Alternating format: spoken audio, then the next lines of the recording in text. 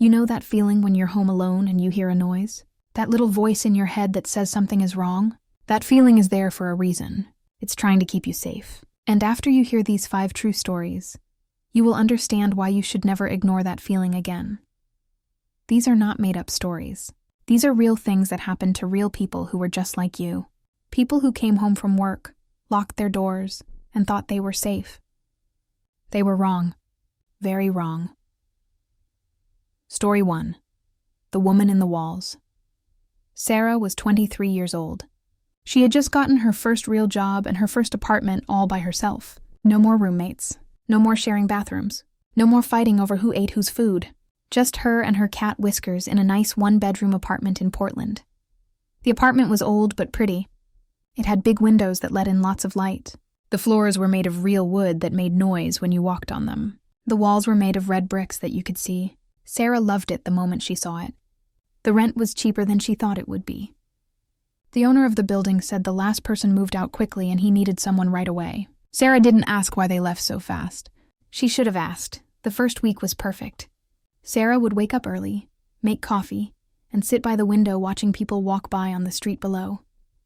She would go to work, come home around 6, make dinner, and watch TV with Whiskers sitting next to her. It was the life she had always wanted. But then little things started happening. Things so small that Sarah almost didn't see them.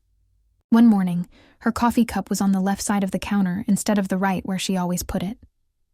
She thought maybe she was just tired and forgot. Another day, she found her laptop charger in a different place. She thought work stress was making her forget things. Then came the books. Sarah loved to read and kept her books set up by color on her shelf. It looked pretty that way, like a rainbow. One evening, she saw some books were in different spots. The red books were mixed with the blue ones. The green ones were where the yellow ones should be. This time Sarah knew she didn't do it. She remembered setting them up perfectly just 2 days ago. She started to feel scared. She asked the building owner if anyone had been in her apartment to fix things. He said no. She asked if he had given a key to anyone else. He said no. She even asked her friends if this was some kind of joke. They all said no. Sarah decided to be more careful. She started taking pictures of her apartment before leaving for work. That way she could check if anything moved while she was gone. For 3 days, nothing changed. Sarah began to relax. Maybe she was just seeing things. Maybe she was just tired from her new job.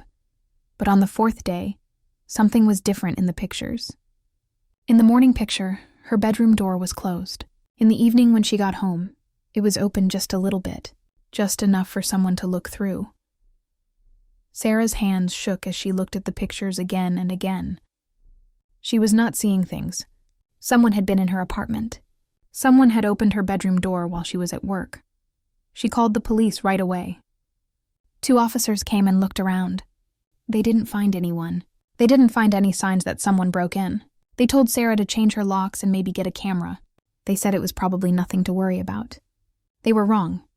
Sarah changed the locks that same day. She bought 3 cameras and set them up in her living room, bedroom, and kitchen. She even bought a baseball bat to keep next to her bed. She didn't sleep well that night, jumping at every little sound. The next day at work, Sarah couldn't focus. She kept checking the camera app on her phone. For hours, nothing happened. The apartment looked empty and quiet. Then, at 2:15 in the afternoon, she saw movement. Her closet door opened. Sarah looked at her phone screen, not believing what she was seeing. The closet door opened slowly, like someone was trying to be quiet. But no one came out. The door just stayed open for about 10 seconds, then closed again. Sarah left work right away. She called 911 from her car and told them someone was in her apartment. She waited outside for the police to come. This time they took it more seriously. 3 officers went in with their guns out. They looked everywhere. Under the bed, in every closet, behind the shower curtain, even in the kitchen cabinets. They found nothing. No one was there. One officer, an older woman named Officer Martinez, stayed behind after the others left. She looked at Sarah's closet more carefully. She knocked on the back wall. It sounded empty. "Miss, when was the last time you really looked at the back of this closet?" she asked. Sarah couldn't remember. She had hung up her clothes when she moved in, and hadn't thought about it since. Officer Martinez pushed on the back wall. It moved. It was a fake wall, painted to look like the rest of the closet. Behind it was a space about 3 feet wide. And in that space was the most scary thing Sarah had ever seen. Someone had been living there. There was a small mattress on the floor. Empty water bottles and food wrappers were piled in the corner. There was a bucket that smelled very bad, and on the walls were lots of pictures. Pictures of Sarah sleeping. Pictures of her in the shower. Pictures of her getting dressed. Pictures of her eating dinner. Pictures of her watching TV. Someone had been watching her and taking pictures for weeks. But that wasn't the worst part. The worst part was a notebook they found. It was filled with writing about Sarah. The person had written down everything she did. What time she woke up. What she ate for breakfast. What TV shows she watched. What time she went to bed. They even wrote down her phone calls they had heard. The last thing written was from that morning. It said, "Today I will finally meet my sweet Sarah. She will be scared at first, but I will make her understand that we belong together. We have been living together for so long already. She just didn't know it." The police looked through the whole building. They found that the space behind Sarah's closet connected to the empty apartment next door. Someone had cut through the wall between the apartments. The apartment next door had been empty for months, so no one saw anyone going in and out. They found more stuff in that empty apartment. The person had been watching Sarah from the moment she moved in. They had hundreds of pictures. They had recordings of her voice. They had even taken some of her clothes and personal things. They found Sarah's missing hairbrush, some underwear she thought she had lost in the laundry, and a pillowcase from her bed. The police found out who it was from fingerprints. It was a man named James Patterson. He was 35 years old and had hurt women before. He had been let out of jail just 6 months earlier. When they went to catch him, he was at a store buying rope and tape. When they asked James questions, he said something that still gives Sarah bad dreams. He said he had been living in the walls of the building for over a year. He had watched 3 different women who lived in that apartment before Sarah. He knew the building better than anyone. He had made a whole network of hidden spaces in the walls where he could move around without being seen. He told the police that he picked Sarah because she was perfect. She lived alone. She did the same things every day. She was pretty. And most importantly, she was nice. He had heard her talking sweetly to her cat, and he decided she would be nice to him too once she got to know him. James went to jail for 10 years. But Sarah never felt safe again. She moved in with her parents for 6 months. Even now, living in a new apartment with roommates, she checks every closet every day. She looks behind furniture. She pushes on walls to make sure they're solid. She can't sleep without checking 3 times that all the doors and windows are locked. The police officer told Sarah something before the case was closed. She said that in her 20 years as a police officer, she had seen at least 12 cases like this. People living in walls, attics, basements, watching, waiting. Most of the time, the people living in the homes never even know until something goes wrong. So tonight, before you go to bed, check your closets. Push on the walls. Look for anything that seems wrong. Because Sarah's story shows that sometimes the monster in the closet is real, and it might have been watching you for longer than you think. Story 2. The Basement Dweller. Michael Torres worked as a nurse at night at a hospital in Detroit. After 5 years of saving money, he finally bought his first house. It wasn't fancy. It was an old 2-story house that needed work. The paint was coming off. The kitchen was old. The basement wasn't finished. But it was his, and that's all that mattered. The house had been for sale for 8 months. The person selling houses said the old owner was an old man who died and had no family. The house sat empty while the bank figured out what to do with it. Michael got it for a really good price because it needed so much work and had been empty for so long. Michael didn't mind that the house needed fixing. He was good at fixing things and liked doing it. He planned to fix it room by room, starting with the main floor where he spent most of his time. The basement could wait. It was just concrete, walls and floors, with some old furniture the old owner had left behind.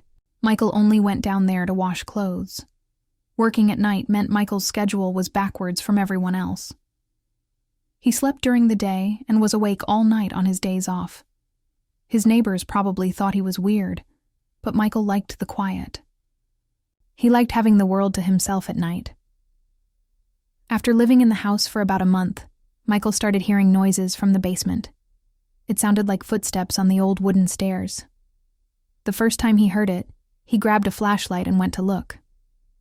The basement was empty. He thought it was just the old house making noises. But the noises kept happening, always at night, always the same pattern. Footsteps going down the stairs, then silence for about an hour, then footsteps going back up. Michael told himself it was mice, or maybe an animal that had gotten in somehow. One night, Michael's day off, he was watching TV when he heard the footsteps again. But this time, they were different. They were faster, like someone running. And then he heard something that made his blood go cold. He heard his washing machine turn on. Michael knew for sure he hadn't started washing any clothes. He lived alone. No one else had a key to his house. Someone was in his basement using his washing machine. He grabbed his phone and a kitchen knife. He thought about calling 911, but what would he say? Someone is washing clothes in my basement? They would think he was crazy. He decided to look for himself. Michael walked slowly to the basement door. It was closed, just like he always left it. He could hear the washing machine running. He could hear water moving through the pipes. This was really happening. He pulled open the door fast and turned on the light. The single light bulb at the top of the stairs turned on, making weird shadows down the steps. "Who's down there?" Michael shouted, trying to sound brave. "I know you're down there. I've called the police." The washing machine stopped. Everything went quiet. Too quiet. Michael started down the stairs, his knife ready. Each step made noise under his weight. When he got to the bottom, he could see the washing machine. The lid was closed, but it was full of water. Someone had been washing clothes. He looked around the basement. It looked normal at first. Just the washer and dryer, some old furniture covered in sheets, boxes of junk from the old owner. But then he saw something strange. In the corner, behind an old big closet, there was light. Not electric light. It looked like candlelight. Michael walked closer, his heart beating so hard he could hear it in his ears. Behind the big closet, there was a hole in the wall. Not a small hole. A big hole, big enough for a person to walk through. And past the hole was another room. This room wasn't supposed to be there. It wasn't on any house plans. But there it was. And someone was living in it. There was a mattress on the floor with blankets and pillows. There were candles burning on a table made from boards and blocks. There were cans of food against one wall, jugs of water, clothes hanging from a rope across the room. Someone was living here, living in a secret room in Michael's basement. On the walls were maps of the neighborhood, maps of the house. There were schedules written in messy writing. Michael's work schedule. When he left. When he came home. When he slept. Whoever lived here knew everything about Michael's daily life. There were also pictures. Old pictures of the old owner of the house. New pictures of Michael. Pictures of him cutting grass. Getting his mail. Coming home from work. And worst of all, pictures of him through his bedroom window. Someone had been watching him sleep. Michael ran back upstairs and called 911. While he waited for the police, he stayed in his locked car in the driveway, watching the house. About 5 minutes later, he saw movement in the backyard. A person came out from a basement door he didn't even know was there. The person was carrying a backpack and running toward the woods behind the house. The police came and looked at everything. They found that the secret room had been there for years, maybe longer. It connected to old tunnels that ran under the neighborhood. The tunnels had been closed off and forgotten, but someone had broken through and made their own underground paths. In the room, they found journals. Lots of them, going back 15 years. The person living there had been watching the house and the people in it for all that time. They wrote about the old owner, the old man. They wrote about watching him get sicker and weaker. They wrote about the day he died, how they watched through the window as the ambulance took him away. Then the journals talked about the house being empty. The person wrote about having the whole house to themselves for months. They used the shower when no one was showing the house. They slept in the beds. They cooked in the kitchen. It was like they owned the place. When Michael bought the house, the journal entries changed. They became angry. This person felt like Michael had come into their home. They called him someone who didn't belong there. They made plans to scare him away. They wrote about plans to make noises at night, to move things around, to make Michael think the house had ghosts so he would leave. But then the entries got scarier. The person started writing about how they could hurt Michael, how they could put something bad in his food, how they could attack him while he slept. The last entry, written the day before Michael found the room, said, "He's getting too comfortable. It's time to remind him who really owns this house." The police never caught the person. They looked in the tunnels but found many ways out all over the neighborhood. The person could have escaped anywhere. They had police drive around more, but there was too much area to watch. Michael couldn't stay in the house. Every noise made him panic. Every shadow looked like someone watching him. He moved out within a week and stayed in hotels until he found a new place. He sold the house for much less than he paid, just wanting to get away from it. The new owners were told about what happened. They closed up the basement wall and the tunnel entrance. But sometimes Michael drives by the old house, and he wonders if the person is still down there, in those tunnels, waiting for a chance to come back. The police officer on the case told Michael something scary. He said they found proof of similar setups in 5 other houses in the neighborhood. Secret rooms and basements, all connected by the old tunnels. Most of the homeowners never knew they were there, which means there could be people living under houses all over the city, and no one would ever know. Think about that the next time you hear a noise in your basement. It might not be the house making noise or a mouse in the walls. It might be someone who thinks your house belongs to them. Someone who's been there longer than you. Someone who's waiting for the right moment to take it back. Story 3. The Bathroom Mirror. Jennifer Kim was living her dream life. She was 28, a lawyer at a big company in New York City, and had just moved into a beautiful apartment on the Upper East Side. The apartment cost more in rent than most people make in a year, but Jennifer could pay for it. She had worked hard to get where she was, and she wanted to enjoy it. The apartment came with furniture, which was perfect because Jennifer didn't have time to shop for furniture. Everything was expensive and nice. But what really caught her eye was a huge old mirror in the bathroom. It went from floor to ceiling, with a fancy gold frame that looked like it belonged in a castle. The building owner said it had been there for many years, and was part of what made the apartment special. Jennifer lived alone and loved it. After 12-hour days at work, dealing with hard clients and bossy bosses, she loved her quiet evenings. She had a routine that helped her relax. Come home, pour a glass of wine, take a long bath with nice bath salts, then read work papers in bed until she fell asleep. It was boring, maybe, but it was her life, and she was happy. For the first month, everything was perfect. Jennifer was doing great at work, she was getting enough sleep, and she even started dating a nice guy named David she met at a coffee shop. Life was good. Then she started seeing something weird about the mirror. It started small. Sometimes when she walked past it, she thought she saw something move in the mirror that didn't match her movement, like the mirror image was a tiny bit behind, or sometimes a tiny bit ahead. She told herself she was working too hard and seeing things, but then it got stranger.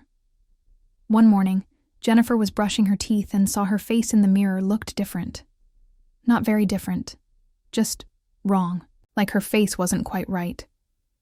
She leaned closer to look, and for just a second, she could swear her mirror image didn't lean forward at the same time. It stayed still while she moved. She jumped back, her heart beating fast. But when she looked again, everything was normal. Her mirror image moved perfectly with her. She laughed at herself for being silly and went to work. That night, Jennifer had her usual bath. She lit candles, put on relaxing music, and got into the hot water. The mirror got foggy from the steam, which was normal, but as she lay there relaxing, she saw something that made her skin get goosebumps. There were marks in the fog on the mirror, like someone had drawn in it with their finger, but Jennifer hadn't touched the mirror. The marks spelled out 3 words: "You're so beautiful." Jennifer sat up so fast that water went everywhere. She looked at the mirror. The words were definitely there, becoming clearer as the fog started to go away. She was alone in the apartment. The door was locked. The windows were closed. No one could have gotten in.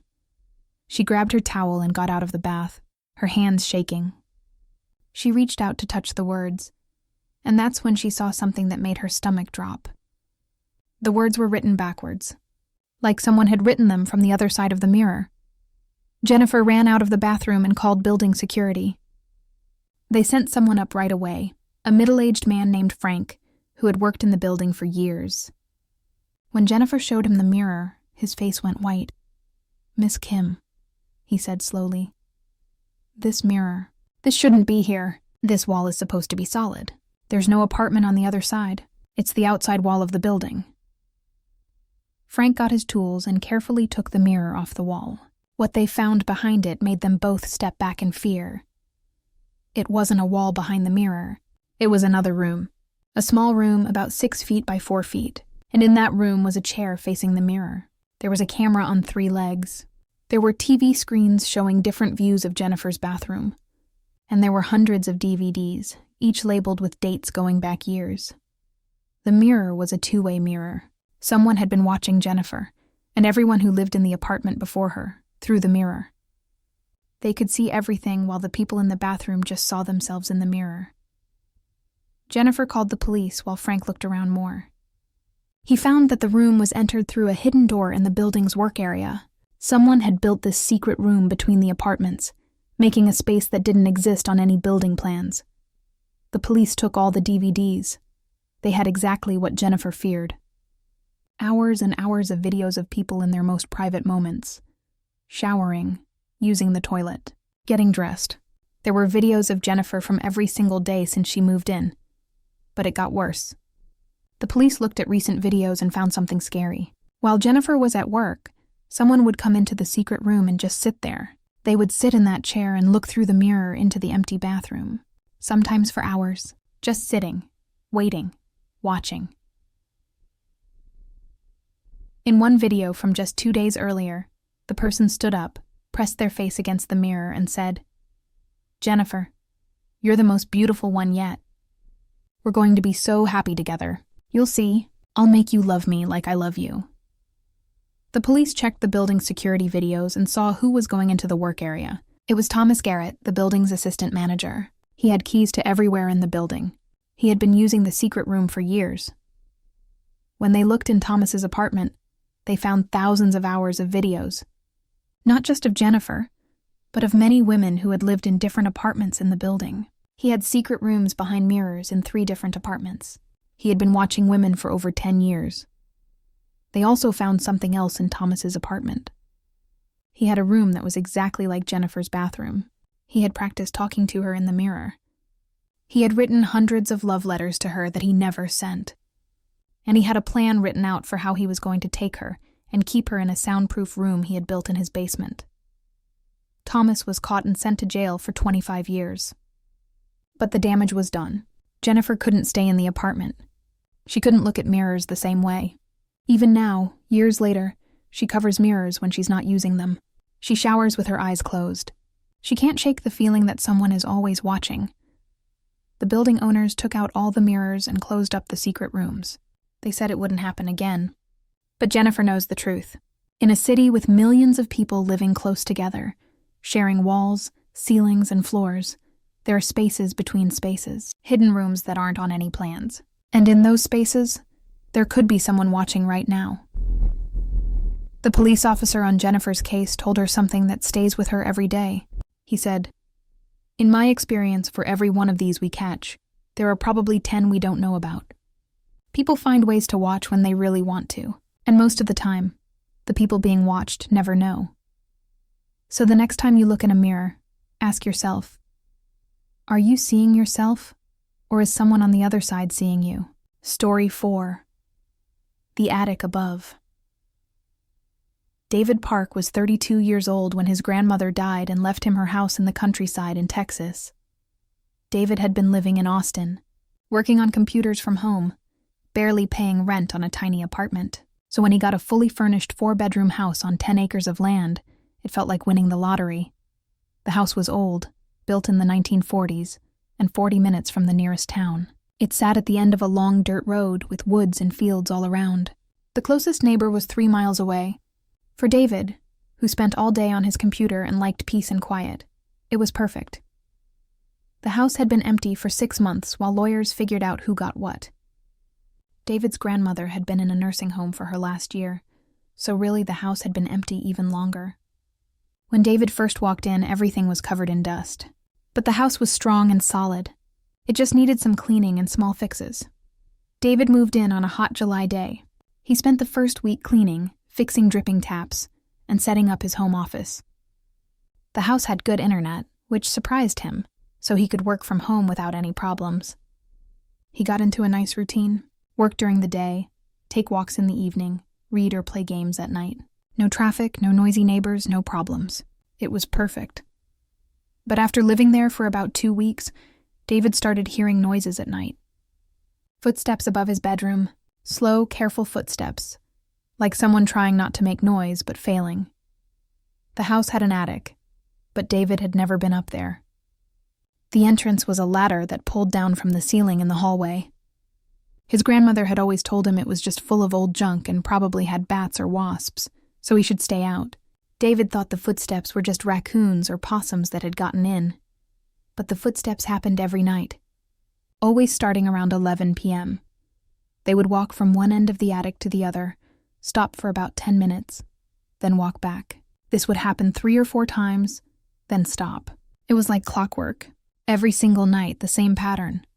After a week of this, David couldn't ignore it anymore. Animals don't keep schedules like that. He decided to check the attic. One afternoon, he pulled down the ladder and climbed up with a flashlight. The attic was exactly what he thought it would be. Dusty, hot, full of old boxes and furniture covered in sheets. There were Christmas decorations, old photo albums, his grandfather's golf clubs, normal attic stuff. But there were no animals. No animal poop, no nests, no holes where they could get in. The attic was closed tight. So what was making those footsteps? David looked around more carefully. In the far corner, behind a stack of boxes, something caught his eye. The dust on the floor had been moved. There was a path through the dust, like someone had been walking there a lot. He followed the path. It led to a corner where old mattresses were leaning against the wall. David moved them aside and found something that made his heart stop. There was a living space. A sleeping bag on an air mattress, empty food cans and water bottles, a battery-powered lamp, books, clothes, things for cleaning yourself. Someone had been living in his attic. But that wasn't the worst part. The worst part was the hole cut in the floor, a hole that looked right down into David's bedroom. David looked through the hole and could see his own bed below. Someone had been watching him sleep. Every night someone had been standing over this hole looking down at him. Next to the hole was a notebook.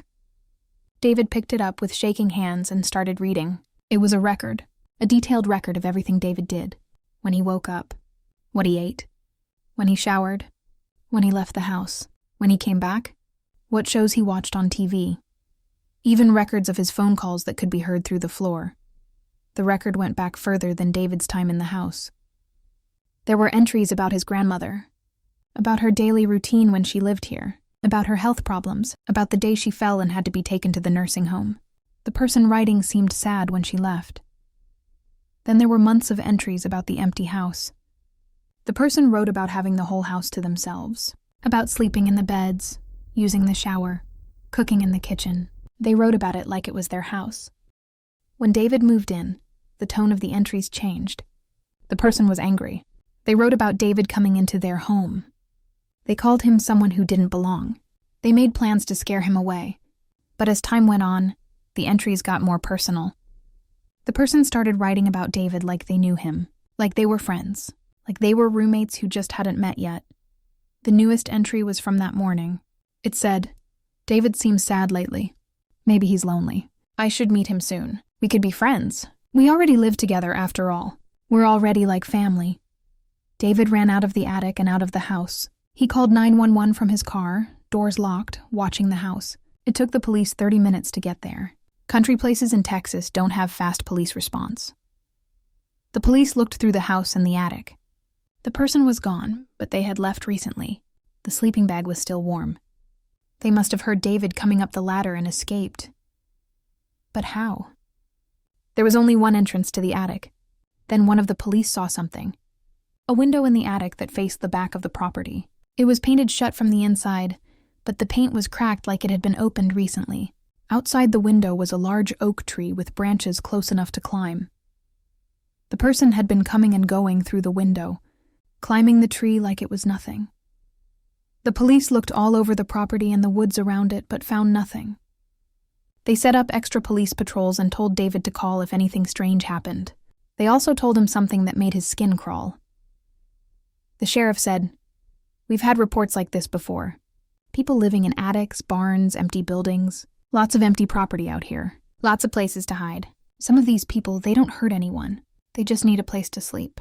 But others get attached to the houses they live in without permission. They start thinking it belongs to them, and they don't like it when the real owners show up." David couldn't stay in the house that night, or the next night, or the night after that. He stayed in a motel in town, but he couldn't afford it for long. After a week, he had to go back to the house. He boarded up the attic entrance. He put locks on all the windows. He bought cameras and alarms. He even got a gun, something he never thought he would do. For a few weeks, nothing happened. David started to relax a little. Then one night, the alarm in the backyard went off. David checked the camera on his phone. There was someone standing at the edge of the woods, just outside where the porch light could reach. They were just standing there, looking at the house.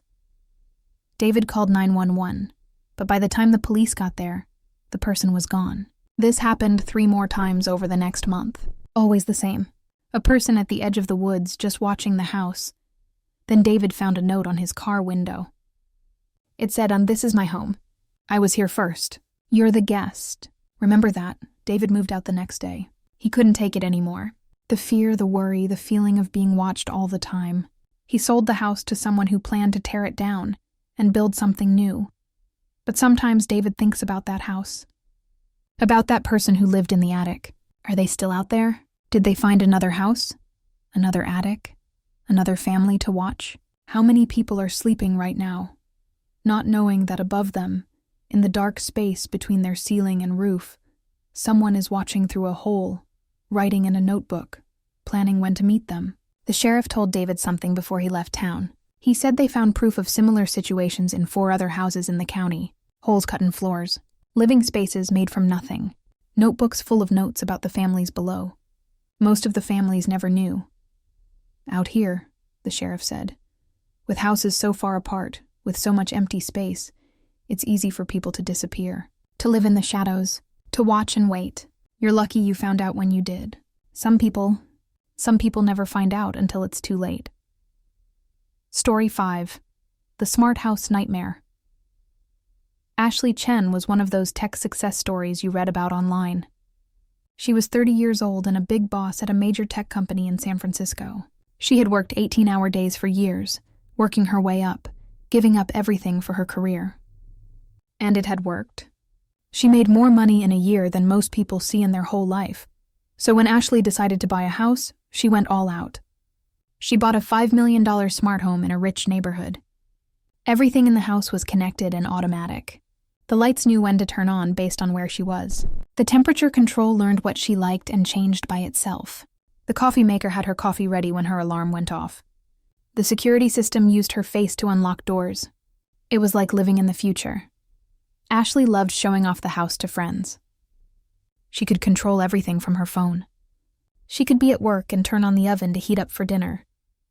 She could check the cameras to make sure her dog walker had come. She could even talk to delivery people through the doorbell camera without being home.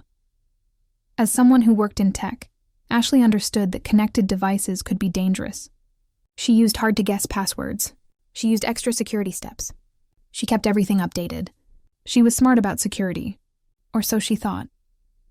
After living in the house for 2 months, Ashley started seeing small problems. Lights would turn on in rooms she wasn't in. The temperature would change in the middle of the night. The smart speakers would sometimes turn on without anyone saying the wake word. Ashley thought it was just problems in the system. Smart homes were still pretty new, and problems were normal. She called customer support. They fixed some things, and it seemed to get better.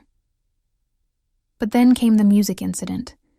Ashley woke up at 2 a.m. to music playing all through the house. Not loud music. Soft, pretty classical music coming from every smart speaker in the house. It was creepy but also beautiful, like a concert just for her. She grabbed her phone to turn it off through the app. But the app showed no music playing. According to the system, all the speakers were off and quiet. But Ashley could clearly hear the music. She got out of bed and turned off each speaker by hand. The music stopped. Annoyed and tired, she went back to bed. 5 minutes later, the music started again. This time louder. Ashley turned off the speakers again and unplugged them. The music stopped. She was about to go back to bed when she heard something that made her freeze. A voice coming from the smart hub in her living room. A man's voice, weird sounding through the speaker, but definitely human. "Why did you turn off the music, Ashley? I chose it just for you. Chopin, your favorite." Ashley's heart was beating fast. Someone was in her system. Someone was talking to her through her own house. "Who is this?" she shouted, trying to sound brave. "Someone who cares about you," the voice said. "Someone who's been watching over you, making sure you're safe. You work so hard, Ashley. You deserve someone who takes care of you." Ashley ran to her bedroom, locked the door, and called 911. As she was explaining what was happening to the operator, all the lights in the house started flashing on and off like a disco.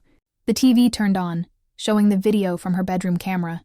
She could see herself on the screen, phone to her ear, looking scared. "Don't call them, Ashley," the voice said, now coming from the speaker in her bedroom. "We don't need anyone else. It's just you and me, like it's been for weeks now." The electronic locks on her doors started clicking, locking and unlocking over and over. The alarm system started beeping. The house was going crazy, everything electronic going off at once.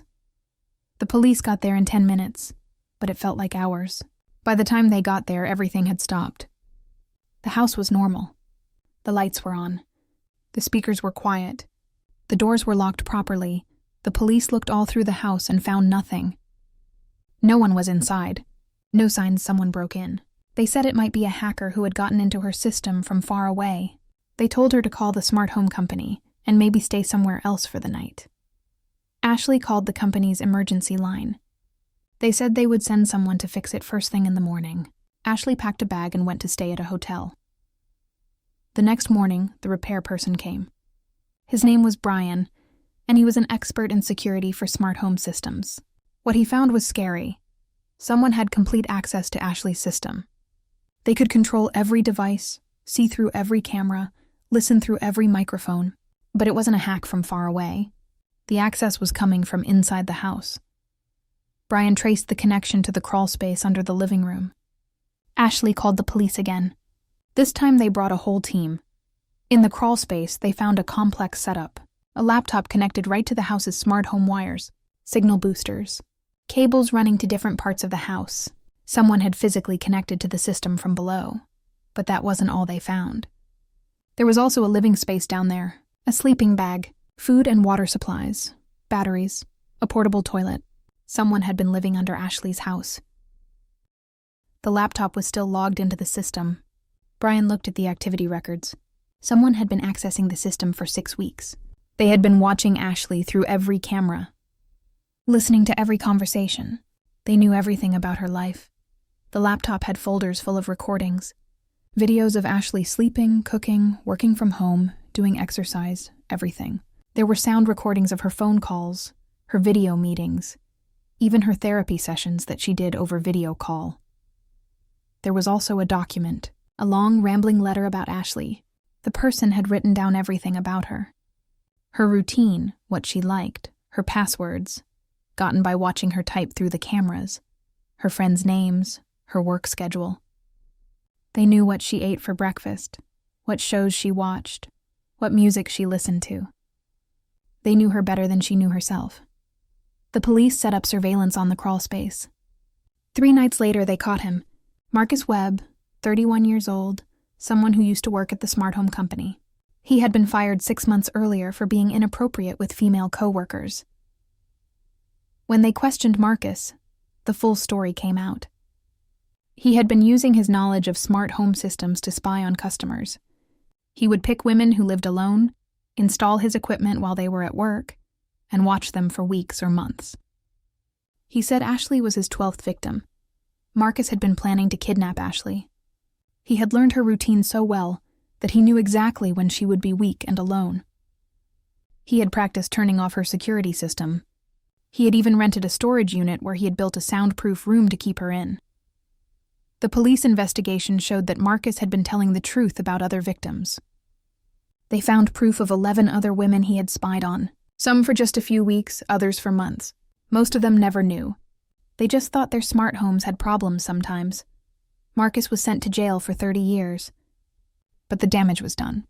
Ashley couldn't live in the house anymore. She couldn't trust any technology. She moved to a small apartment with no smart devices, not even a smart TV. She covers her laptop camera with tape. She doesn't use voice helpers. She basically lives like it's 1995.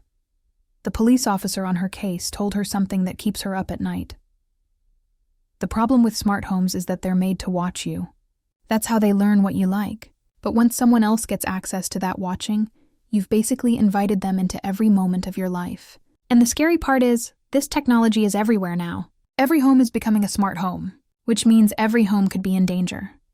Ashley now works as a helper, teaching people how to keep their smart homes safe. But she knows the truth. No system is completely safe. If someone wants to watch you badly enough, they'll find a way. And with smart devices, you're making it easier for them, so that's it. 5 real stories about people who thought they were home alone, but they weren't. And they found out in the worst way possible. I know what you're thinking right now. You're looking around your room. You're listening to every little sound. That's good. Stay alert. Stay careful. Because these stories aren't just stories. They happened. They're real. And they could happen to you too. Tonight, before you go to sleep, do me a favor. Check your closets. Look behind your doors. Make sure your windows are locked. Check that mirror in your bathroom one more time. And if you have an attic or basement, maybe take a quick look. It's better to check and find nothing than to not check and, well, you heard what happened to these people. If you made it this far, you're brave. Most people can't handle these true stories. They're too scary, too real, too close to home. But you stayed, and now you know the truth about being home alone. Thank you for watching. If these stories scared you, that's good. Fear keeps us safe. Fear makes us check the locks twice. Fear makes us look into strange noises instead of ignoring them. Hit that subscribe button if you want more true scary stories. But I'm warning you, once you know these things can happen, you can never unknow it. You'll never feel the same when you're home alone. Every noise will make you wonder. Every shadow will make you nervous. But maybe that's a good thing. Maybe that will keep you safe. Leave a comment below if anything like this ever happened to you. Or if you've ever felt like someone was watching you. You'd be surprised how many people have these feelings. And sometimes those feelings are right. Share this video with someone who needs to hear these warnings. Someone who lives alone. Someone who ignores strange noises. Someone who thinks they're safe just because their door is locked. They need to know the truth. Until next time, stay safe. Stay smart. And remember, you're never really alone. Someone, somewhere might be watching. It might be through a crack in your wall. It might be through your camera. It might be from a place you never even thought to check. Lock your doors. Trust your gut. And if something feels wrong, it probably is. Good night. Sleep tight. And try not to think about that noise you just heard. It's probably nothing, probably. But maybe you should check, just to be safe. Because now you know what can happen when you don't.